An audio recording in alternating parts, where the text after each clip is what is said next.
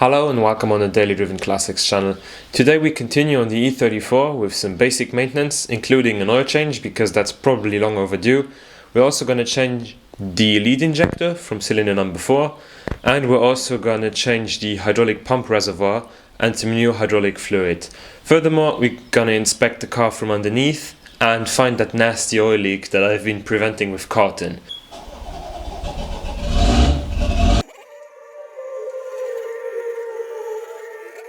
And as I explained in the last episode, I was waiting on parts. Yeah, they finally arrived 2 weeks late, but finally I got them.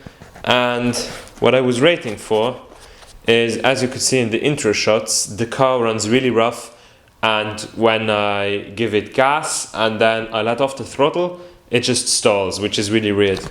And so I decided to switch the lead injector, this one specifically.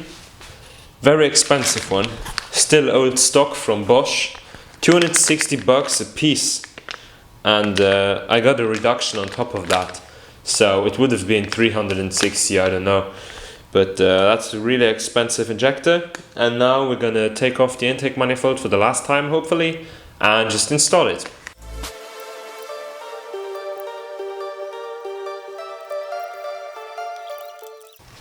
Now I'm just going to quickly remove this hidden sensor clip. Toss this out because machine shop destroyed it.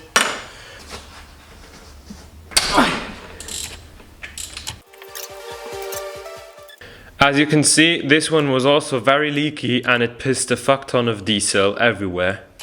And this is the offending article.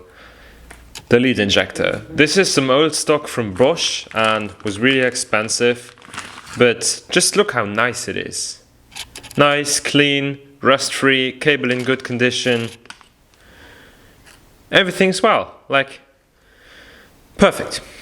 Now we can insert that right over here without damaging anything, and then nicely turn it without destroying that expensive stuff.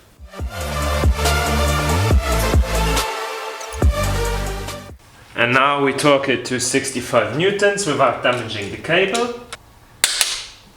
Tighten the overthrow nut without damaging anything in the way.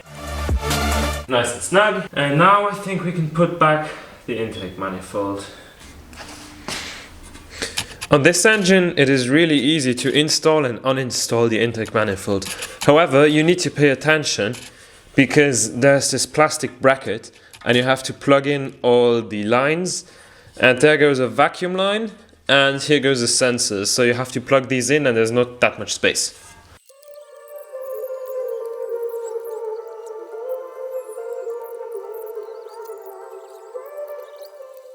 As you can see, I repainted the beauty covers. These look a million times better than before, not 100% yet. And some new hardware going back on, that looks extra shiny.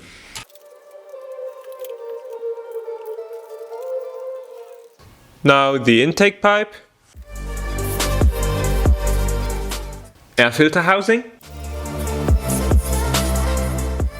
repainted air filter housing with a new filter. As you can see, the engine is now fully rebuilt. Yep, we're finally done. This is probably one of the nicer M51s out there, and it's now really clean. Just because somebody tells you that they don't like something that you do, or that something is genuinely underappreciated, doesn't mean that you can't do it. Because here in Europe, these M51s engines are often overlooked and underappreciated. Still, I wanted one, now I've got one, it looks really nice, and now I just hope everything works well. But yeah, finally done with the engine rebuild. Welcome to the floor. Now that I have the car successfully on the ramps, I can do the long-awaited oil change, and by all the little spots on the floor you can see it is leaking a lot of oil. I don't know if that's still residue, I don't know if there's an active leak, because from the sides of the block, the rear and the front, there shouldn't be any oil leaks left, so the only thing that it could be is the actual oil nut itself. I just hope nobody over-torqued it and destroyed it. But yeah, I'll take you guys under the car with me and we're gonna start right away. First of all, I'm gonna start cleaning the floor a bit before I take a bath in oil. We're actually gonna take off the underbody protection and the engine cover from the bottom. It is properly disgusting and we're gonna clean it afterwards.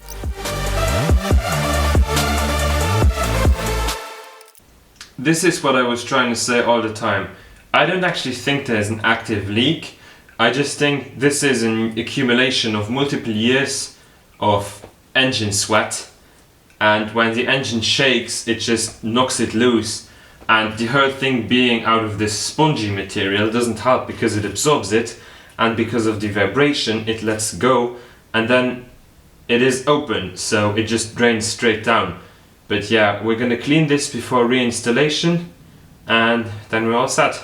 Just look at this, it is like ridiculous. There is an enormous amount of sludge caked all over. I don't have one of these fancy oil change buckets, so I'm just gonna use 2 3-liter buckets, since this engine holds about 6.5 liters, and there's probably gonna be like half a liter, 1 liter in the oil cooler and oil cooler lines. This should add up. Just in case, I have one of these reading cups, just if it doesn't add up. It's a size 17, so I'm gonna crack it loose and hold these buckets under it. That was extremely loose. Maybe that was the oil leak.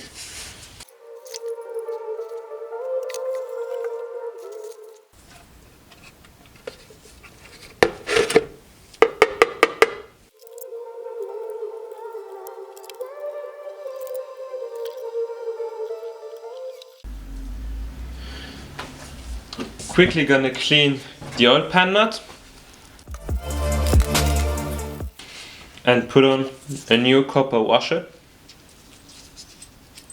Ready to go back on. Cleaned oil pan plug going back in with a new crush washer. This one from copper and not this weird aluminized material. Now I'm gonna torque it to spec since I fear over tightening it.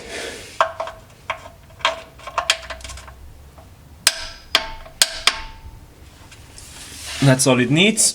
Now I'm also gonna drain all the hydraulic fluid and loosen this bolt right here.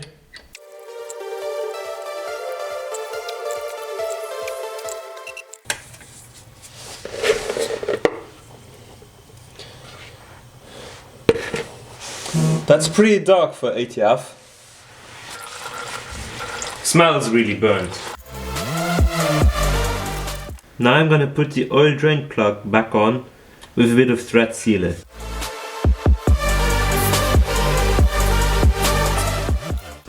While we're already in there, I'm gonna install a new climate compressor pulley and a new belt. Now I'm just confused which hole this goes into. Well, the thread fits both actually, so I don't know. I think I'm gonna take the top one.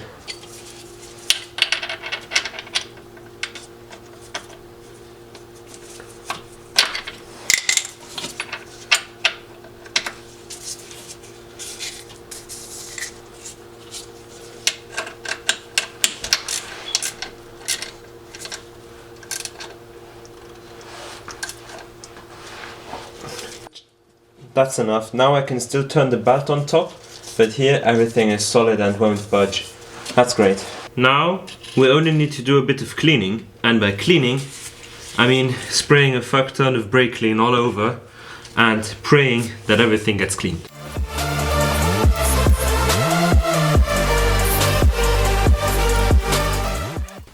Usually I would just replace the hydraulic fluid reservoir right away, but since I saw that the fluid was already quite discolored and probably is the first fluid, I decided that I'm gonna refill it and then just drain it in 200 kilometers or so and then change the reservoir, because if you didn't know already, on the BMWs the fluid reservoir has a filter inside, and so it is single use or single filling use.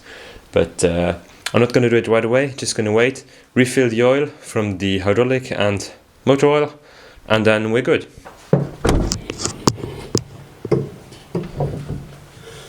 We're going to start with the engine oil, and I measured out exactly 6 liters of engine oil, so that we're not going to overfill it. Just going to dump that in there.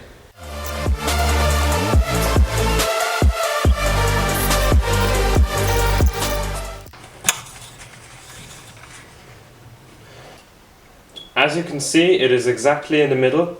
I'm just going to fill in a bit more, because in case you didn't know, on TD engines, the TIS manual calls for 7 liters, and there was a revised oil dipstick that was sent out that increased the filling capacity, or that increased the showing of the filling capacity, because there were some cases of oil starvation. And here I have half a liter of ATF. I'm just going to fill the reservoir again and then flush it once we're back under the car. That was pretty spot on, I think. But yeah,